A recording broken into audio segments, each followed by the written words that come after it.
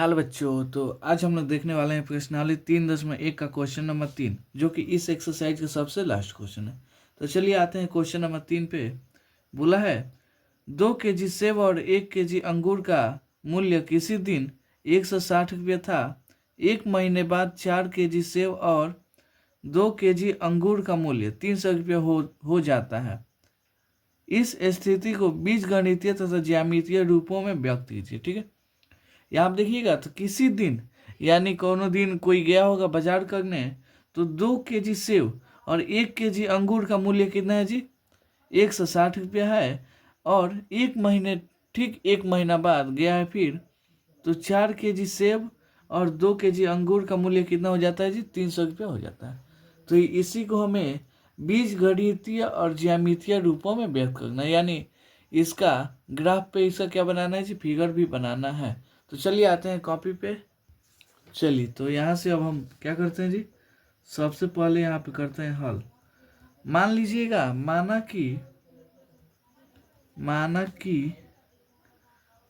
कि 1 kg सेब का मूल्य 1 kg सेब का मूल्य कितना है जी?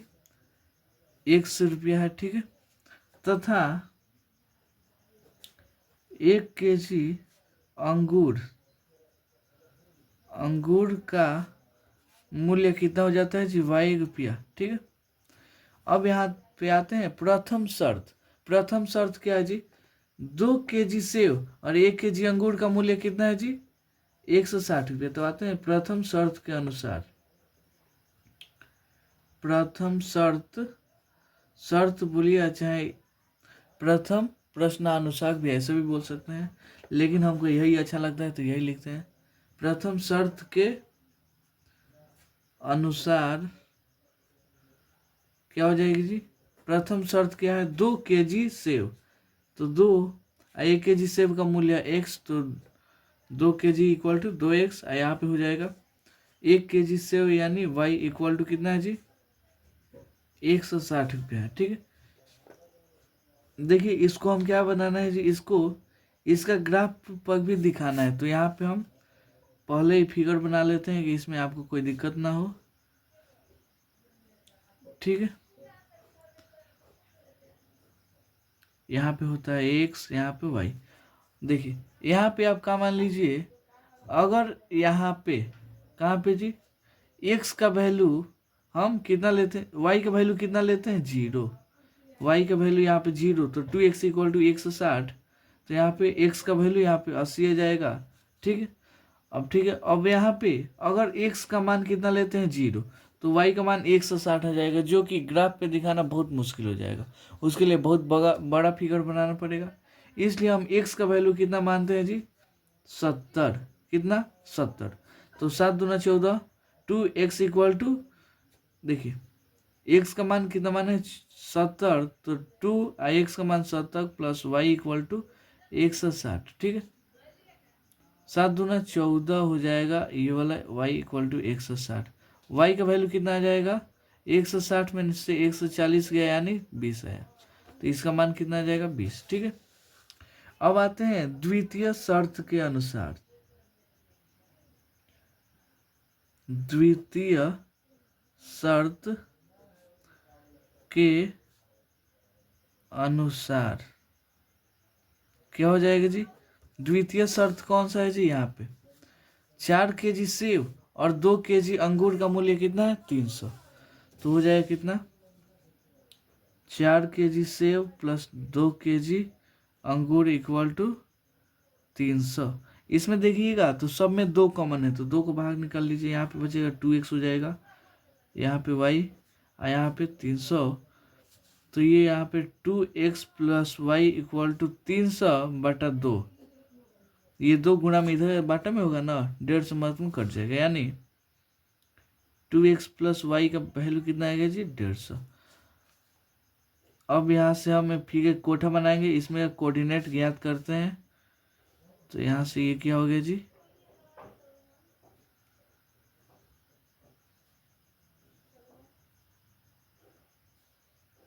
कोठा बन गया, यहाँ पे x, यहाँ पे y। अगर हम क्या लेते हैं जी, अगर x का वैल्यू y का वैल्यू, ये वाला वैल्यू हम 0 लेते हैं, y equal to 0, 2x equal to 150, यानी x का वैल्यू कितना आ जाएगा जी 75। यहाँ तक कोई दिक्कत? अगर अगर क्या लेते हैं जी, x का वैल्यू 65 लेते हैं, x का वैल्यू 65, तो 65 दूना 130 हो जाएगा, 130 उधर जाएगा तो माइनस में हो जाएगा, तो 150 में से 130 क्या 20 बचेगा। ठीक है, ऐसा भी देख सकते हैं, 2x का value 65 plus y equal to 150, y equal to ये 65 है, 150 माइनस 65 दूना 130, तो इधर प्लस में था, इधर आएगा तो माइनस में, कितना आ गया जी वाई इक्वल टू 20, वही यहाँ पे हम क्या किए हैं जी माने हैं। ठीक है, इतना हो गया। अब इस बिंदु से और इस बिंदु से हमें क्या बना देना है जी, ग्राफ बना देना है। तो चलिए आते हैं ग्राफ के कॉपी पे। यहाँ पे देखिएगा तो आपके सामने क्या है जी, ग्राफ का कॉपी आ गया है। ये वाला क्या है जी एक्स अक्ष है, ये वाला ऊपर से नीचे आया वो क्या है जी वाई अक्ष है। तो सबसे पहले क्या लेना है, देखिए एक्स का वैल्यू 80 और वाई का वैल्यू 70, वाई का वैल्यू 0। देखिए तो एक्स का वैल्यू यहाँ पे कितना आ जाएगा 80 यहाँ पे, और वाई का वैल्यू 0, यानी इसी लाइन पे 0 होगा। ऊपर जाइएगा तो वाई का वैल्यू 10 20 ऐसे बढ़ते चला जाएगा। तो ये वाला बिंदु हो जाएगा कितना जी, एक्स का वैल्यू 80, वाई का वैल्यू 70। कभी भी एक्स का मान पहले आगे गएगा, फिर उसके बाद से वाई का मान। ठीक है, अब यहाँ पे एक्स का वैल्यू 70 ये वाला, वाई का वैल्यू 20, यानी यहाँ पे आ जाएगा कितना हो जाएगा जी, एक्स का वैल्यू 70, वाई का वैल्यू 20। अब स्केल की सहायता से इसको क्या करते हैं जी, मिलाते हैं। चलिए यहाँ पे ये कैसे मिलेगा जी, इसको ऐसे कर दीजिएगा, यहाँ पे दोनों पॉइंट एकदम मिलना चाहिए स्केल पे। ठीक है, यहाँ पे एक ऐसे, ये गलती हो गया, देखिए यहाँ पे ये ऐसे हो जाएगा। ठीक है,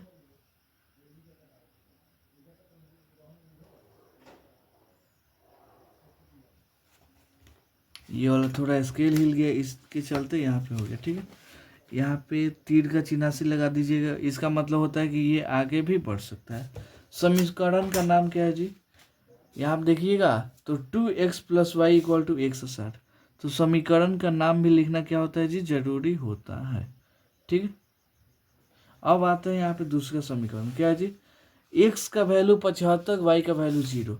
x का 75 यहाँ पे आएगा, वाई का वैल्यू 0 यहीं पे आ जाएगा, कितना हो गया जी 75 0।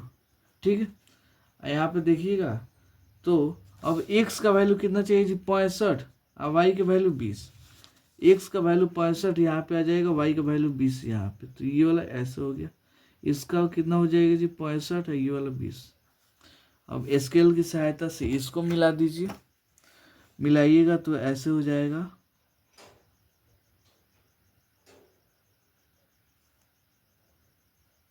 ठीक है, ये ऐसे कट जाएगा। ठीक है, यहाँ आप देखिएगा तो ये क्या है जी, एकदम आमने सामने बना है, यानी समांतर बना है, ये कभी आपस में मिलेगा नहीं। समीकरण का नाम क्या है, कितना है जी 2x plus y equal to 150।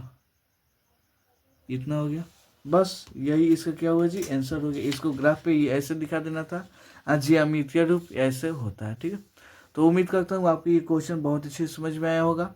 चलिए मिलते हैं अगले वीडियो में अगले क्वेश्चन के लिए, तब तक के लिए धन्यवाद।